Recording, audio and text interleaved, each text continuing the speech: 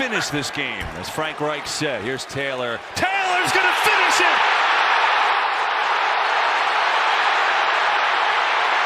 Jonathan Taylor to the house! Good night! Welcome in, everybody, to another episode of the TPT podcast. Today, we're going to be going over the 5 things the Kansas City Chiefs need to do against the Indianapolis Colts to get another win and move to 3-1. 65 horsepower trap. That might pop wide open, Rats.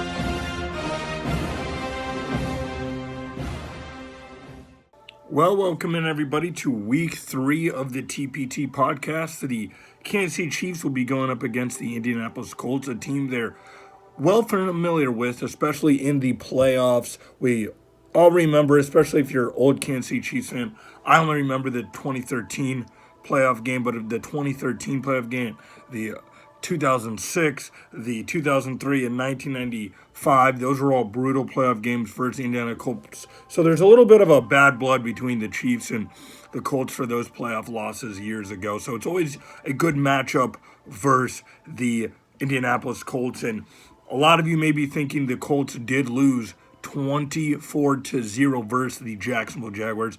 Don't let that get twisted. I mean, the Colts are still a very good team. They can still run the ball. They still have Matt Ryan, a very capable quarterback. So they still have a very good roster. Their defense is solid. So we're going to dive into 5 things the Kansas City Chiefs need to do to get a win versus the Colts. And number 1, starting off, is going to be stopping the run. Without Willie Gay, are they going to be able to stop the run? The Colts have a decent offensive line. It's not great like it was years prior. They have troubles at left tackle and right guard, but they're still a very, very good team. They can run the ball. They have JT. It's just if they do run the ball. They did not run the ball a lot versus Jacksonville. They had to get out of it because they were down.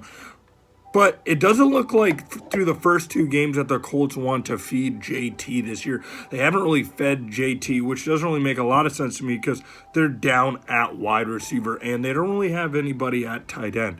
So the Chiefs, how can they stop the run? Is Leo Chenal going to get the start because of the absence of Willie Gay? Or is it going to be Darius Harris, Elijah Lee? Who is it going to be for the Kansas City Chiefs to stop the run versus Jonathan Taylor? Last year, Jonathan Taylor was an absolute stud.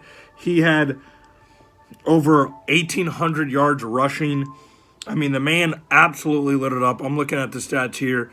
Absolutely killed it for the Indianapolis Colts. So he's going to be a handful. He's one of the best backs in the league. So it's who's going to take that spot of Willie Gay? Yes, you still have Nick Bolton in there. And is this a game you bring in Danny Shelton? We know how big and just massive Danny Shelton is. Can he clog the lane? Because is Indianapolis going to try to get the run game going? Another thing I think will help taking away the run game is if they win the coin toss, doing something they usually don't do, and that is receiving the ball. Not kicking the ball and getting it at halftime, but receiving the ball. Going up early versus the Colts. You can take a 10-point lead, a 14-point lead, a 7-point lead early versus the Indianapolis Colts. They cannot be able to run the ball. So getting them out of the run game early, I think that will be key to the Kansas City Chiefs starting strong in this game. And lastly, what they need to do versus the Indianapolis Colts to stop the run is just stack the box. If the Indianapolis Colts want to drop back 40 times a game and pass this game, that's okay.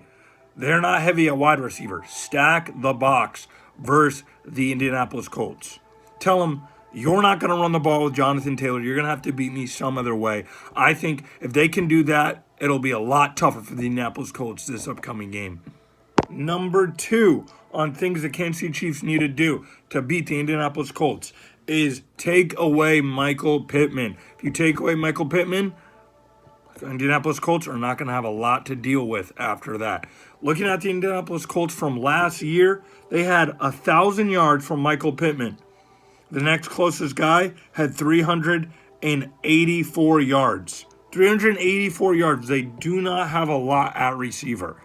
That's almost a 600-yard difference between your number 1 receiver to your number 2 receiver from last year. They didn't add any talent from last year to this year. They have a good player in Michael Pittman. But again, if they can take that away, I think the Indianapolis Colts will have a very hard time with this Chiefs defense. Still no Trent McDuffie, but I think the Kansas City Chiefs can get it done if they take away the number one wide receiver. Speaking on stepping up for the Kansas City Chiefs, defenses back, taking away the top tier wide receiver for the Indianapolis Colts. I would like to see Bashaud Breeland really step it up. He kind of got toasted by Mike Williams last game. I would also like to see Jalen Watson. Yes, he had the pick six, but there was times he was getting beat by Mike Williams. So just seeing the younger guys improve in that secondary will be key for the Kansas City Chiefs against Michael Pittman. I want to see more of the Juan Thornhill as well. I'm calling out some players here that I want to see do better for the Kansas City Chiefs. I've liked Justin Reed a lot. Yes, he hasn't made the big plays besides kicking field goals, but I want to see more out of that young secondary. There's going to be learning curves, but I don't think they should struggle versus this Colts team. They're not heavy at wide receiver. They're just really not. So I think the young guys will be able to do well. I just want to see a step up, maybe get an interception or two this Sunday. And number 3, I would love to see the Kansas City Chiefs run the ball more. We've seen it by Clyde Edwards-Helaire. We've seen what he can finally do now. He's been able to run the ball effectively. I would like to see him just get a tad bit more carries. Also, Isaiah Pacheco get more carries. And I would like to see Jerick McKinnon in the flat catching the ball. So I want to see more out of the running backs this game. And I want to see more just power runs when we have a chance to just run it down someone's throat. So I want to see more of the running backs. What can the running backs do? I really like this running back group right now. I touched about it in the last video. I'm going to make a video here soon about our running back group. Clyde Edwards-Helaire, I think, has finally arrived. So I want to see the running backs catch the ball out of the backfield more. I think Pacheco has that ability. I think Clyde has that ability. And I also think that Jerick McKinnon obviously has that ability. He's a little bit older, but he is very, very quick and fast. And this will fall in our same category on number 2 is stop being cute in the red zone. I think the Kansas City Chiefs get cute too much in the red zone. They like to do those underhand passes. They like to do those things.